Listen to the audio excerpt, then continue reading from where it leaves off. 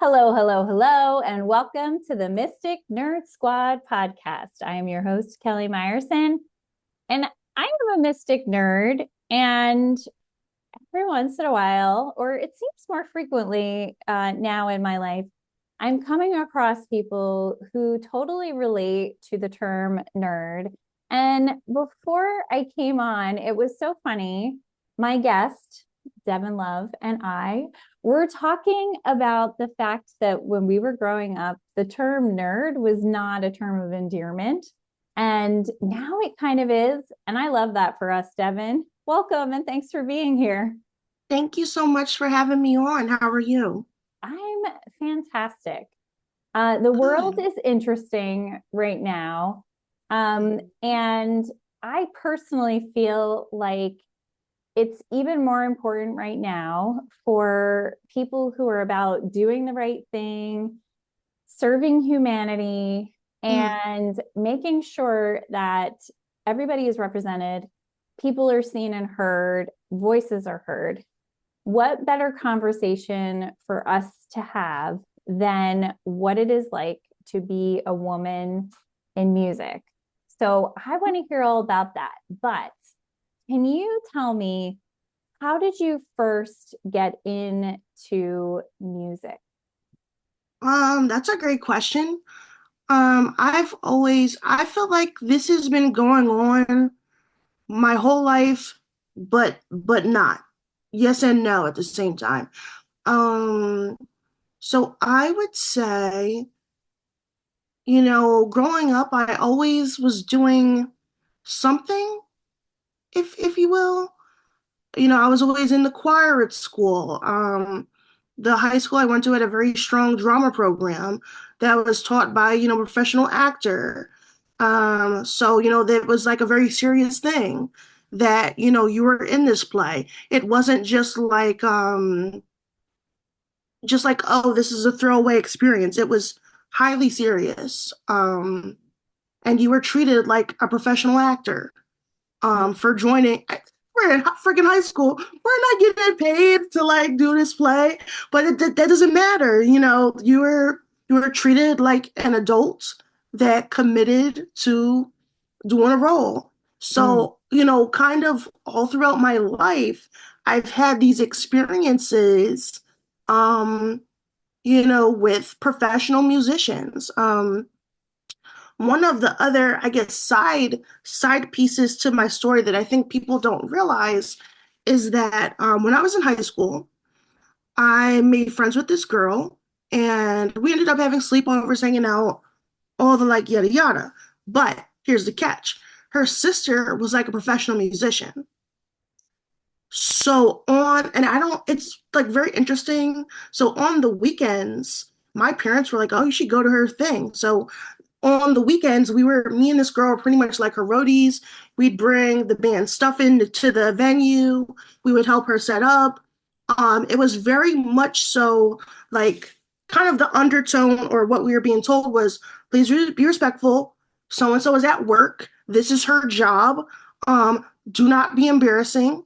Take it seriously. So I guess what I'm trying to say is really I've always had these experiences of being around people that were professionals in an artistic field and being able to see firsthand, like so I was in the car with the band all day. If they had a 4-hour gig on for the weekend and we were finished our homework, we went. That was that. You know, so and just, being a part of, the group, and getting to see what life on the road was like for her. And really at that point I was not involved in the music or whatever, but I'm soaking in sort of the trials and tribulations of what this woman is going through trying to be a professional musician. So when I met her sister, she had a job, kind of like a rinky dink job. I'm not going to say where. The restaurant is closed now, so it doesn't matter. But, she was waitressing for tips, whatever. It didn't pay well. She was kind of getting annoyed. She's like, this isn't what I want to do. Um, And so she went on to sing with Patti LaBelle. And if you want to look up the group, they're disbanded in the original formation, but they are called the Dukes of Destiny. For some people, they'll know exactly who I'm talking about. They'll be like, that's more of a local to my homegrown area, if you will, even more niche down in Philly. But yeah, just having those experiences with professionals. Mm, I love that. And I mean, what you're saying though is so unique for you to have that experience, to be Right. This like, was growing up on a yeah, weekend, just yeah. like my parents were like, go, fine. And You know, that's interesting yeah, too, that they said to you, "Oh yeah, yeah, go do this." And that must have, right. yeah. So tell me about that. How did your parents get to the point, or were they always like that with you? Were they always like, follow these leads in life and take it and see where it takes you? I do think there's a little bit of that.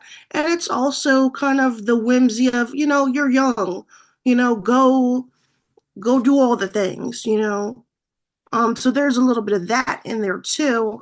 But I think they did sort of see, okay, my kid is probably going to be an artist of some sort there. They thought you so. They know were like, yeah, this kid is on her way. Well, and like you were saying, you in high school, you're in drama and choir, always having a creative outlet. So then my right. question is, and I definitely want to come back to the music, but you went to college in New York City, correct? No, sometimes people think that. I went to school and it doesn't exist in the original formation. Now the school I went to, I'm kind of pissed off. So the school is now called Thomas Jefferson Okay. University. Okay. So I wish I could. The problem is that by calling it that, that erodes the history of Raven Hill, Grace Kelly of Mm, Monaco. There's a the nuns that started that school. There's so much history that sort of gets mm. um taken over because it's now Thomas Jefferson. That's a whole different person, legacy, etc., if you will. Wow. So I want to know more about this immediately. So, Sure. so what was it called when you went there? So the school has undergone many different names. So when I went there, just so if people want to look it up, the school is called Philadelphia University. Okay. That is the college I attended. But Philadelphia University used to be called, so going backwards in the past, going back to maybe the 80s, 90s, Mhm. Philadelphia University used to be called the College of Textiles. So that Mhm. was a tradition from the 1800s onward that you would learn the trade of textile somehow in the foundation of whatever major you were that you were involved. So each year, our school had a huge blowout fashion show. As many majors as possible contributed to the show, event planning, fashion merchandising, fashion design, business people, all the majors. My school is very big about let all the majors come together Mm. to work on projects because that's how it's going to be in your real life, meaning you're not just working with other fashion designers or other artists. You have to learn to work with finances, business, architecture, every type of person, and they were good about bringing in international students. So there's a bunch of people I met through the international program, at the school. So you really got that the melting pot, that makes this country so great. You got to meet everybody. There was nothing that you could not do. Oh, I love that. So that's so interesting. So I guess it's more of like a financial thing. So the college kept shifting, and so now it's housed underneath Thomas Jefferson. Thomas Jefferson, which Got kind it. of messes up the history. It doesn't take away from it, but I think like at first glance, you're not going to know all that if it's called Thomas TJU or whatever. Wow. Yeah, so it was just a very awesome. So when I looked at the school, somebody was like, "Hey man, if you're thinking about this school, you really need to go there and see it." Makes total sense. Scheduled it. So when I came into the school, there were people singing. And they were singing this song. Um, it, it, I don't know, but they were people were like chanting, I believe, basically. When I walked into the school, I kid you not. And I know it sounds very like fairy tale-ish and like how could it be? But I kid you not, they were people were in this gym lined up, singing I believe, basically. Hmm. And it was just such a powerful thing to just sort of walk in on. And at that point, I got accepted to Drexel. I got accepted in the past to Drew University. I didn't go. But you get what I'm saying. I had my little options. I wasn't just somebody that could only test in community college. More university, more college for girls had accepted me for their arts program.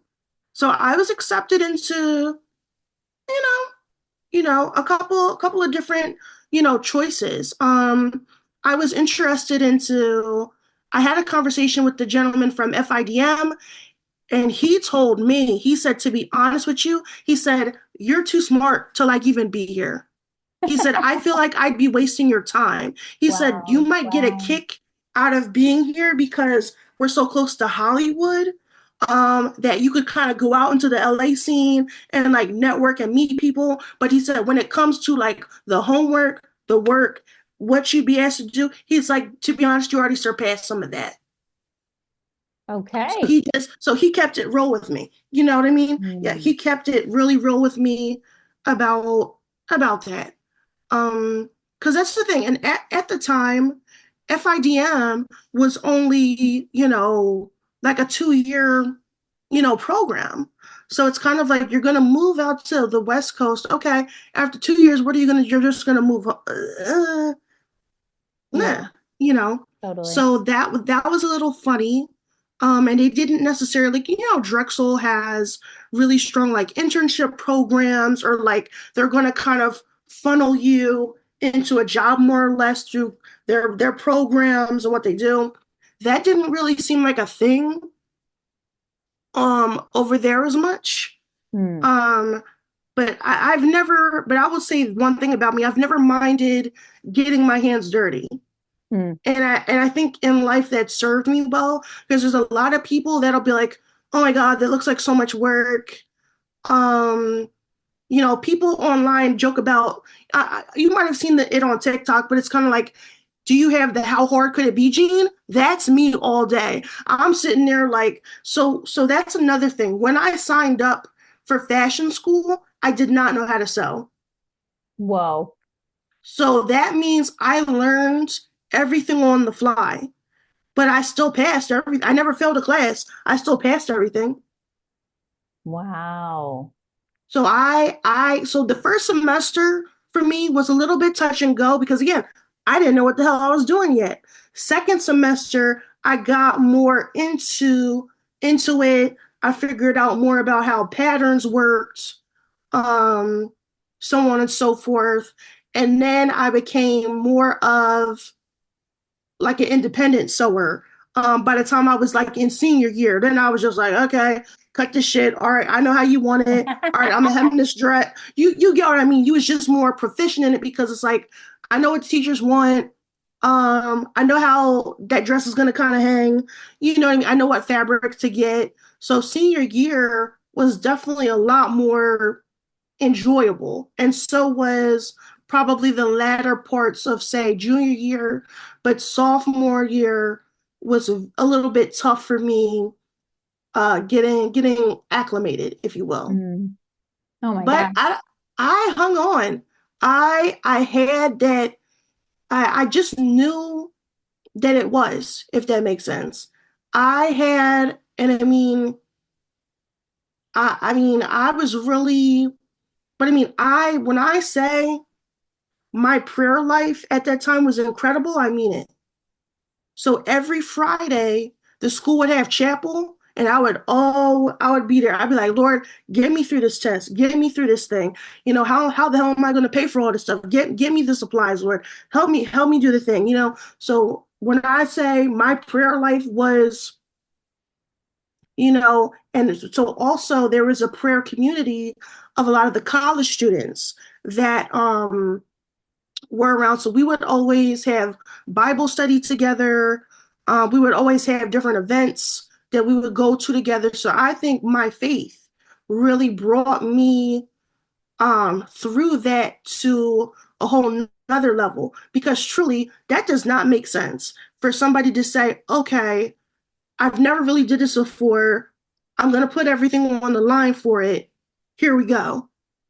So, you have to have some kind of faith, Mm. because in the regular world that doesn't make sense. But when I would say I would pray, there was one night where I knew I had a lot of work to do, and I was just kind of a little bit under the gun, a little bit Project Runway, if you will. I did something to myself where I was like, I kept singing the same hymn over and over because I was trying to stay awake. And I put myself into kind of like, not a trance sort of, but I don't know how to explain, but it was like a high level meditative state that I put myself in. I put the blinders on, and then when the morning came, I was finished my project. I got dressed, woke up to school on time, and handed this thing in, and it was gorgeous. Wow. Oh my gosh. That's so much. And I'm like, what do we unpack first? First of all, the word that was coming to me when you were talking about all that was faith. You had this faith that it was going to work out. And I mean, that is so darn brave and courageous to say, I'm going and I'm going to figure it out. And I'm going to pray And I and have mean, faith. truly, nobody could stop me. Mm, Nobody could stop me. Even if I didn't have the money, I was gonna work it. I was gonna find it. I was gonna do, like it was just, it was on me. It was in me. You know what I mean? It was in me to do it, and mm, I connected with that, and I felt it. Because like I said, I had a rough time kind of that first semester, and one of the teachers pulled me aside, and she's like, "Do you like?" She's like, "You're gonna have to fight for it a little bit." She's like, "Do you really want to be here?" And I was like, I was like, "I want it so bad. I want it so. I want it like as much as I'm breathing. I want it that bad." She's like, "All right." So she helped me out, because she was like, and I remember coming into sort of the end of sort of that turmoil that was going on. This girl, she was in the studio a lot. She was like, no, she was like, she looked at me and she was like, "You're going to make it." She was like, "You're going to make it." She was like, "You're in here a lot." That's one, because a lot of people, they get into it and it's like, you need any type of artist. It's like, when are you putting your hours into the studio? When are you putting your hours into practicing this thing and making it really into something? So she saw me and she was like, "I can tell you're motivated, you're serious, you're putting your hours in, you're doing everything that I was." So in the natural, I was doing everything I was supposed to do. I was being a good student. I was having, every all my assignments were planned out, if you will. But on the supernatural, I was also praying, meaning every Friday I would get in that room, and I would be praying. And sometimes if I had to get on the floor and wail and scream or do whatever, because I felt the presence come over me. So mm. we would be in chapel for a couple hours, just letting the spirit fall, if you will. Like I said, if you believe in anything, like I said, the Christians say, it was holy fire, or it was the Holy Spirit. So we would be in chapel all night long, just being like, okay, if you want to, like, we're inviting you in.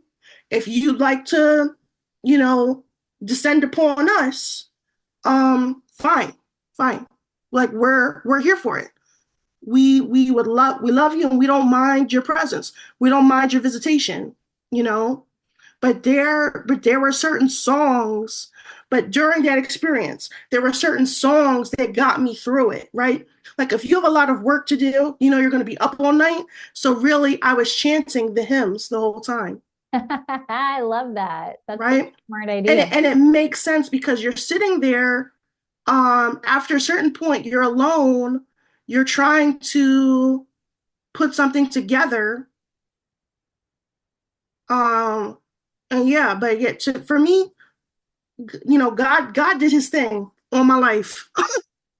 Yeah. But Straight up, because that was crazy. I don't, but again, but it does help. I was young back then. I was super motivated. All the teachers knew that. That's why they kept me there. That's why they're like, she's motivated. They're like, yeah. It was like you just could not, you couldn't beat me. You just couldn't. You couldn't turn it off. I was very passionate, about it. And yeah, like I said, I'm a fashion design graduate, and there's very few people that can say that they are. hmm, it sounds like you just have this very tenacious spirit. Is that something you had as a child? That is a good question. My childhood, I had a very pretty good, normal upbringing. I don't feel like that all came out at once, sort of. I feel like my childhood, looking back to connect the pieces, was sort of the training ground, right? Where I'm meeting the professionals that are in the field, right? I'm meeting people that I see working on these things, and somehow miraculously I'm being invited to be involved or to come to a show. You get what I mean, that Mm-hmm. somehow Mm-hmm. there's just these things that are just like, it's just very unexplainable to me, and in a sense that only God can orchestrate, only universe can put you just into that succession where that Mm, you have access to you know people like that. yeah, I love Mhm. that. So let's talk more about the music industry because obviously you were inspired, you were into singing. So when did you start to enter into the music Industry. industry? Not just Mhm. being a singer in choirs, but really being a Right. consistent performer. The other side kind of. Yeah. So when I was in school and I was a junior, what I started to do was I would sort of go to like these. So I was a transfer student, just to put that kind of out there. Some people will really know what I'm saying when I say that. But in a sense that I wasn't connected with what was going on campus other than taking my classes, if you will.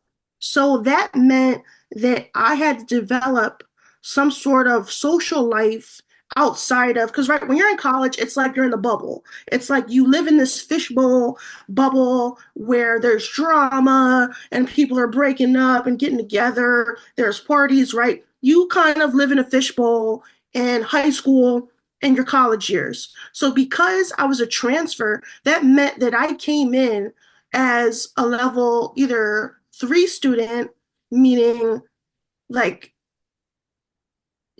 I'm not going to say people are jealous of you, but they know like my school was not a party school, meaning if you got acceptance into a level 3 and you were like a design person, people know that was not an easy thing for you to get. Like I had to test into um so many, it's a process. So by proxy, people are like, okay, like I don't even have to look at her work. She's probably just pretty good. She's at least very intelligent or like something. People know you have something for you to be sitting in that chair in that class. You just have to. Um but my point is that I was disconnected from the general happenings, the fishbowl. I didn't really go to games. Now, I wasn't a recluse, I wasn't an unfriendly person, but I can tell you there were very few college parties that I went to.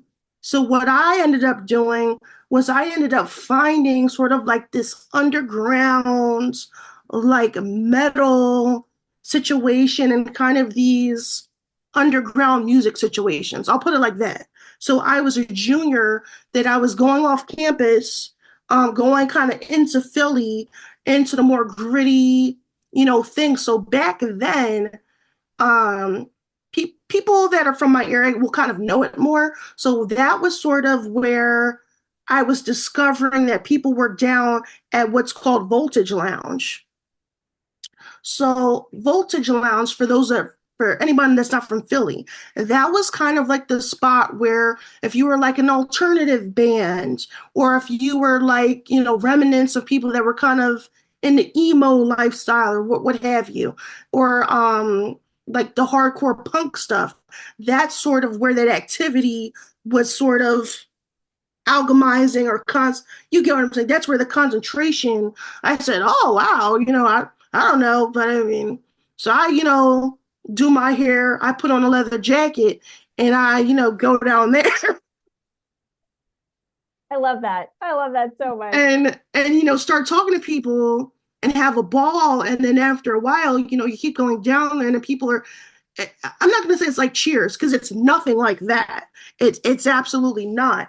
But you get that energy of kind of like, all right, oh yeah, that's so and so. Hey, you start to develop. I didn't know what I was doing until seeing it now. But it's like I was basically developing a relationship with my local scene and sort of didn't know that that's what that is, if you will. So when you go to a lot of concerts, the truth is just you build up, a network. There, that's just so. Um, so in some ways, and there's like I'm not unfriendly with anyone from college, but we certainly don't speak a lot. Um, but so there were like these underground vloggers and people and photographers. So those were sort of some of the people I gravitated towards at that time. And then just my life. I've always had a friend that was in a band. Just just putting it out there. I've always like just known, musicians. I don't know if it's just my energy. I don't know if it's just the places that I gravitated towards being hanging around at, but like I've always known somebody that did music or was in a band or like I said, it could be a little bit of both, meaning because it's kind of like, oh, I want to see more pink balloons. Okay, well, if you believe in it and you want to see them, somehow you will end up seeing that thing. You know what I mean?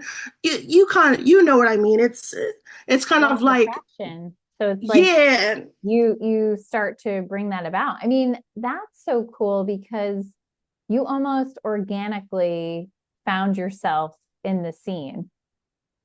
bingo. And you it wasn't like you said I'm going to go find it. You found it, but not with like let me go get this. You just No, exactly. It arrived. was very, so one of the things so like I said, I've lived my entire life. I've always been around either a musician or creative, but one of the things I was always taught, and that could be the cool thing. One of the things I was always taught is that you don't try to be famous, Hmm. right? Because that person is probably the most annoying person in the room.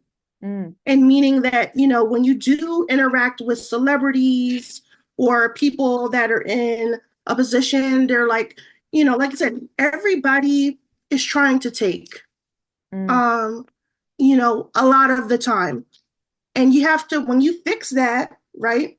And you say, hey, what can I give? What can I contribute? Your life grows. You're better for it. What can I, maybe try to help this person with? You know, because I think a lot of people have just become just rather selfish for no reason. Yeah, I think Yeah, that's such a great point, Devin, and I love what you just said there, and that coming from a place of contribution. How do I serve? right. How do I contribute? And I don't necessarily think that most people, when they think about service and contribution, they don't automatically go to the arts unless they are in the arts in some way, shape, or form, or they are connected to someone who's in the arts. That Right. is a huge contribution. And that, Mhm. it does require a lot of giving, and you can't always expect the receipt. So I love that you said that you can't set out and say, I'm going to be famous. I mean, people who set out to be famous are people like, Ted Bundy. Right? Yeah. Like, And I mean, I'll say this, John Mayer, he did know that he was going to be famous. So he got accepted to Berkeley. And he actually quit music school because he started writing his first album. He was pretty much like, he had this feeling, I don't need to be here. I already kind of know what I'm doing. And he pulled himself out of school. And sure enough, as the story is, everything worked out for him. But he knew that he was going to be famous. Now, I didn't necessarily have any of that as much as people have interjected themselves into my life and spoke prophecy over me that somehow that's going to manifest. And in some ways, it already has. And I'm just, living on the other side of that. So, yeah. yeah, that's really interesting. And I, I've had a crazy little magical life. I must say. I'm like, I'm sitting there like, is this happening for everybody else, or am I just like hooked up to something different? you I'm like, know, oh God. Yeah, yeah, I'm wondering too. You seem to have a sense of wonder about the world. You have that I do. tenacity I can see, but I can also see that, like when you were talking about going to college, you weren't thinking about like the party scene and stuff. Like you were legitimately going there for the trade that you wanted to learn and willing to do whatever you could.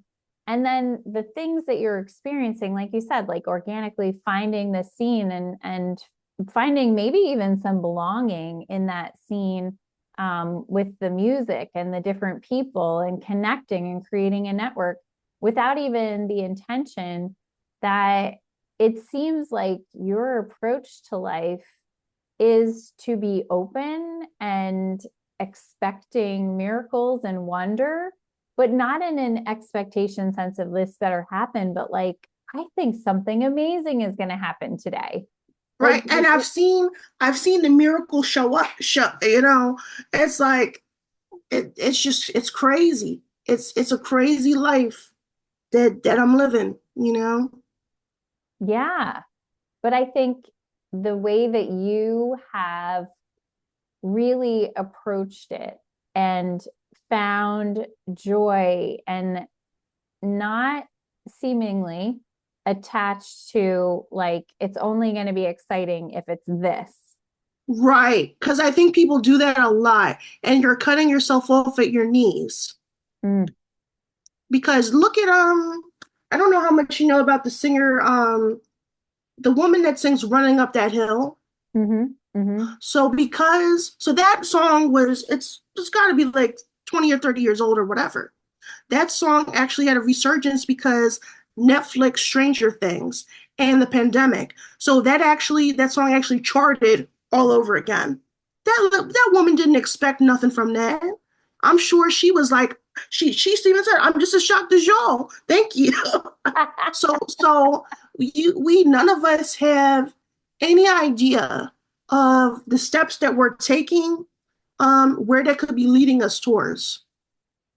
And even now, even right now, I'm still like, I don't know what's going to happen next, but oh my gosh, I'm all in. Like, you know, I love that. And we didn't start with this, but I'll interject it now. But Devon and I met at an open mic in Brooklyn back in the fall. I can't even remember, maybe October. yeah, I yeah. feel like Mhm. 2024 is a little bit all blended together for me at this It point. kind of is. It's just like, whoosh. It So is. I got up on a stage for the first time in my life to share That my was your first one. That was your first first one. time on stage. I Like, didn't. I yeah, thought you had just been. I didn't know. I I did not will know. I will say I have been on the stage. I've Okay. done like theater, like I was a theater kid like you and did Right. theater in college and stuff. Those were my people. That's where I belonged, singing and acting and Mm, all that. While I was going for nice. my degree in occupational therapy, but I Nice. had never shared my poetry standing up on a stage in front of an audience, aside from like doing, like I said, I did a lot of mic, open mic kind of stuff virtually during Okay. COVID. That's when I really started sharing my poetry again. But interestingly enough, Hmm. I shared my poetry a lot in college. I had friends that were really into poetry, and like I have a whole book somewhere in my So world. y'all were doing like a jam, like a, Yeah, like just like out you on like know. the lawn, like we'd all bring our, Oh, nice. like it was just like an impromptu thing. It wasn't anything formal. And like Okay. life happened after college, and I sort of Right. forgot that that was a tool that Oh, I use. Like my poetry is very much like about rating myself through what's happening and having it be a healing journey. it's Um, awesome. and when it came back to me, I was like, I totally forgot that this was a tool I could use, and it's probably one of my favorite ones. So Mm. um, that was my first time getting up on a stage like that, and certainly like a completely a room aside from my friend Kiana who came with me, a room full of people I'd never met before, but it was such Mm. a cool experience. And I introduced myself and, said, hey, I have this podcast. I remember you reached out to me, like took down the information, found me, reached out to me, and you were like, hey, I want to talk to you. Tell me more about your podcast. And I was like, this is so cool to me that somebody like A remembered what I was talking about, B like took the extra step to find me and connect with me. And you were like, yeah, I want to talk to you all about this. Let's talk about, podcasting. There's not many people who will do that, Devin. So I know from my own experience with you that most people would not take the time in all those steps of Right. Right. connecting with someone Mm. would have been like, this is a lot of work, right? It's not, Mm. I mean, it's not super hard to find people to No, but use. I know what you mean, but I do feel like people are just we're in a moment in time, and I think the bubble will burst on people. But we're in a moment of time where people are just very selfish, and they just like you said, they don't want to take the extra step. But it's like, again, I was telling somebody, I said, baby, you gotta give to get. Like sometimes you have to give to get what you need. You know what I mean? You know? Yeah, I completely agree. I think Hmm. being a giving person, and not in a like people pleasing kind of unhealthy Right, right. self unboundaried way, but being willing to give, to extend, to reach out, to try to make real true connections. You said this earlier in the podcast. You said you're always meeting really cool people, and that doesn't surprise me about you because I think Hmm. you have the energy that attracts those kind of people to you, you Mm, know, hmm. that Thank you. people are open to you. And by the time that you were able to perform, unfortunately it's kind of how it happens in the events when there's somebody who's headlining and they bring all their people, they Right, to like take right. all their people and go. So there wasn't a whole lot of us there, but I really enjoyed your set. I enjoyed your music and Thank you. yeah. Yeah, I know it wasn't a lot of people left. I know. um, Yeah. He had me go kind of, but that's all right. That's all right. But I have to say, people, even though there was not a lot of people physically present, I will say people were very impressed that I had basically made my way to New York and was mhm. doing something, whether it was a big thing or not. People still gave me a lot of like, okay, like she's serious, you know? Well, I can tell from all that you've said, all the things that you Mhm. have really charged your way through with faith and some fire and a willingness to do the work. I mean, I think this formula is kind of what works, and it's Yeah. what makes life sustainable.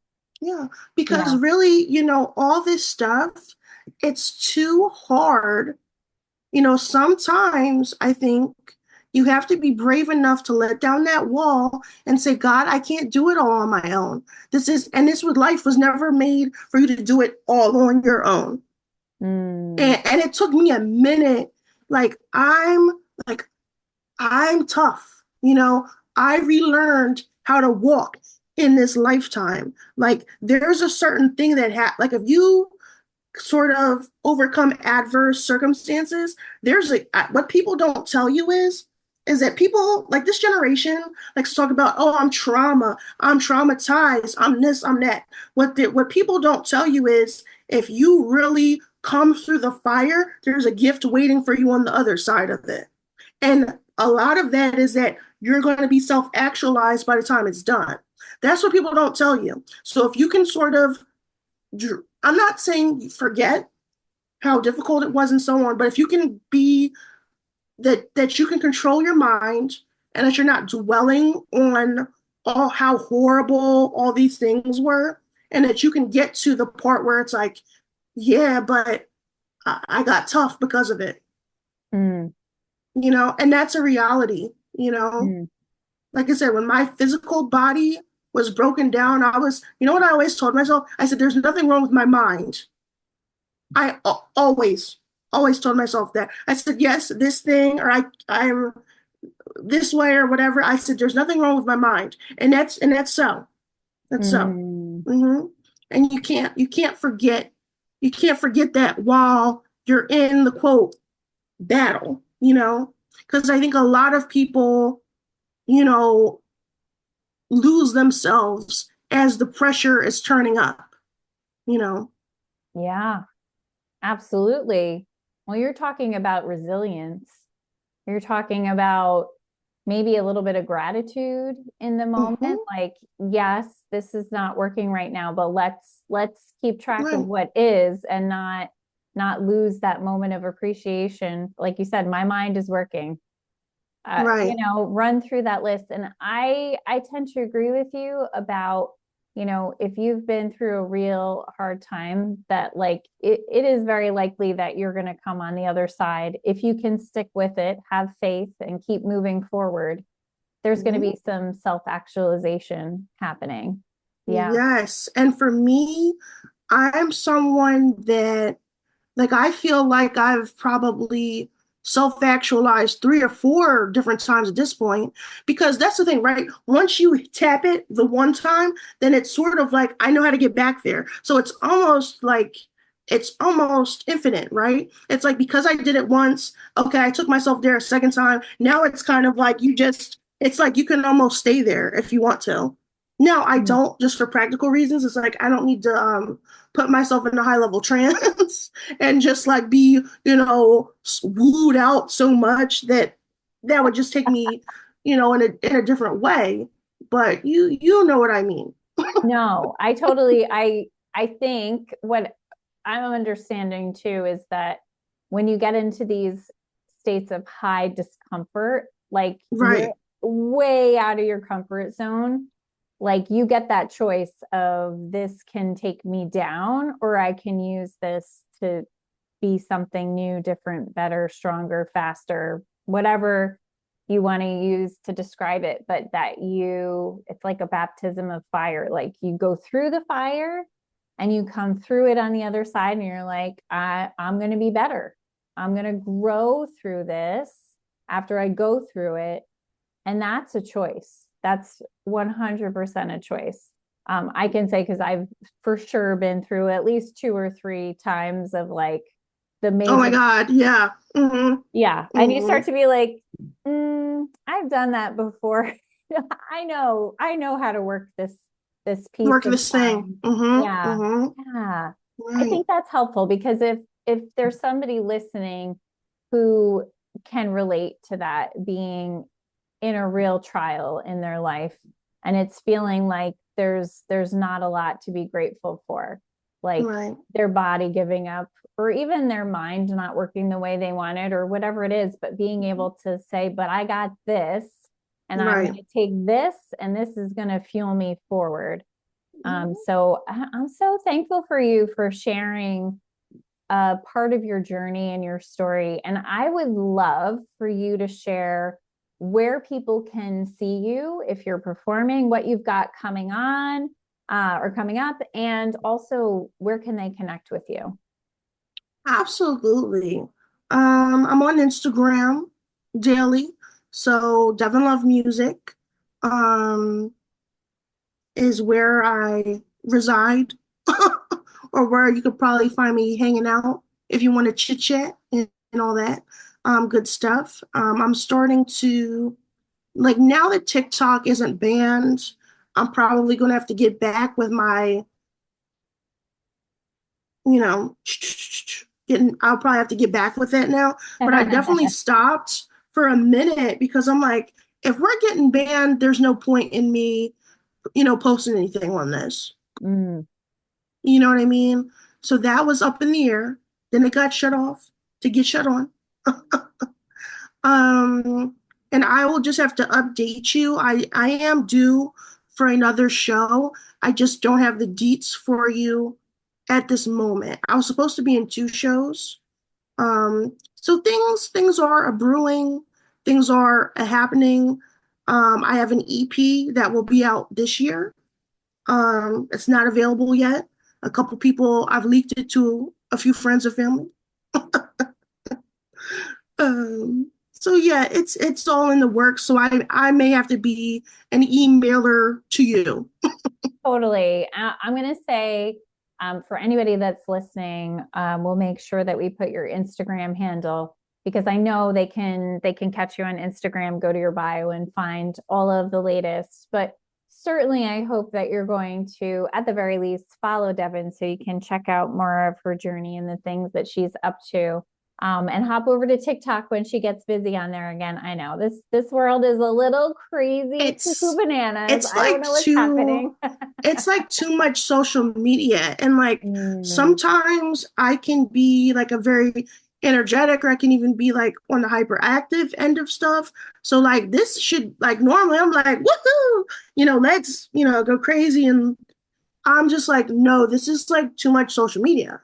mm. So for me, I'm finding like, let me just pick like two socials that I want to plan content for and then maybe rotate them later. I feel Cause I you. can't be on everything. I really can't, you know? No, I totally feel it. I feel you. Yeah. Um, Devin and I are also connected on LinkedIn.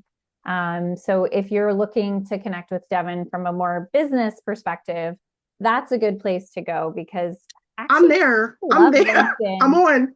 There are so many Um, cool people on LinkedIn. I had no idea. I've been on LinkedIn really? time, but I really got active on LinkedIn in the past year. And I'm just Right. meeting the coolest people. And like, Good. and what's cool is like I can interact with Devin on her page, and then I get to see all these cool people that Devin is connected. I mean, I know it's like social media, but Right. it's like the beginning of Facebook, like when we all Sure. started on Facebook, and it was just really cool to connect with people before it got to be whatever it is today. Right. Well, you know what? The nice part about LinkedIn is that it's not political, right? Because Mm. it's about the whole premise is we're trying to find a job. It's about work. It's about Right, work. right. So people are keeping Yeah, it, so it's cool, right? To just see, to not have to hear political opinions, not have to hear about religious things on there. It's just more so of a work focused thing with maybe a couple stories and photos. Yeah. Yeah. totally. And I like it because as an entrepreneur, like there's a lot of entrepreneurs on there, like for all different Yes. kinds of companies at various stages and phases. But there is a lot of giving on LinkedIn, like people sharing Mhm. really helpful content. If you're um, Right. an entrepreneur, even if you're somebody who works for a company or runs a company, there's so much capacity for learning. So it's almost like you can scroll through and it's like doing mini continuing education It moments, which is. is It's cool. very, very educational, I must say. It is. And Yeah. I appreciate that. And it's so much it's that I never feel like on LinkedIn that I did a doom scroll, which is good. No, because you can only It's learn good. so much. You're kind of like, Yeah. I mean, I could Yeah. do maybe 5 minutes, and seeing the people that I know in real life and connect with, to see what they're up to. But I don't find that it creates this like I could just go on and on and on and on like you could It's on. not. It's Yeah. like it's over in a good. I would say maybe like on there, I'm never like my TikTok is set up so that after 30 minutes, it'll go to a landing page and it'll say, you've spent 30 minutes. Like, do you want to stop? So I Wow. have it on there so that if to sort of prevent now sometimes I might go back on there anyway. I just keep it real You with say, you. I know. But again, my timer is set 30 minutes, whatever. Because you're really not, Mm. none of us need to be on these things all day. We don't. I love that you do that. That is a Mhm. very smart idea. I might have to copy. Um, Yeah, yeah. anyway, I'm so grateful to talk to you, Devin. I love communicating with you on LinkedIn when we Same to see each you. other. It's kind of like we're going like and hanging out at a networking event with the cool people who are like Exactly. serious about working and moving forward in life. So it's fun when we bump into each other and we're like, hey, what you doing? So Yeah, but I definitely, appreciate you. I mean, it's a bit cold out right now, but I do want to come back to Brooklyn. Let's have a chat and chew. If you, Yeah, I mean, I don't even live in Brooklyn. Funny enough, I traveled for that show. I live in oh, northern New right. You told me Jersey. you were in the car. I drove Right. to my friend on Staten Island, and she drove us into Brooklyn. So, I was sort of over the river and through the woods, like you were for the show. Funny enough, so Yeah. we had a bit of I fun. wouldn't mind Long Island, if you will. That sounds nice at a good restaurant in the summer. We're gonna pick something out, or I might even come down to Philly because I do love Philly. Okay. Yeah, There's good girl. Yeah, places to girl. Hit eat. me up. I will. I could definitely give you the 411. There's so many new restaurants. It's like, whoa, what to I do, know. If Yeah, you're listening, and I mean I have listeners all over the place, but if you've never been to Philly, first of all, you got to go. Second of all, Philly's food scene is ridiculous. Like it's so ridiculous. good. Like So good. there's so many new things that are happening that I'm just like I can't keep up, you know. Totally. Well, listener, I'm going to let you go here, and Devin and I are going to make our springtime plans to meet for food, and I, celebrate I'm some music I'm and poetry. drooling. I know we're ready. Listen, I'm ready for a poetry slam. I'm imagining drink somewhere. I love this. Maybe somebody will get your girl playing guitar again I love out it. on a lawn. I'm thinking a little bit of Shakespeare vibes. Oh, Ladies wearing white. I would love this. I love this. Oh, we're planning this all, and Devin and I will let you know because you're all invited as well. We'll make it a Right. big event. We'll have to Wherever, tell you. wherever. I can get with the program. You just let me know, you know. Perfect. Perfect. All right, everyone. Thank you for being here. Thank you for listening. And especially thank you to Devin for being here and being an excellent guest. And we'll see you next time. Bye for now. Thank you so much for having me on. You got it.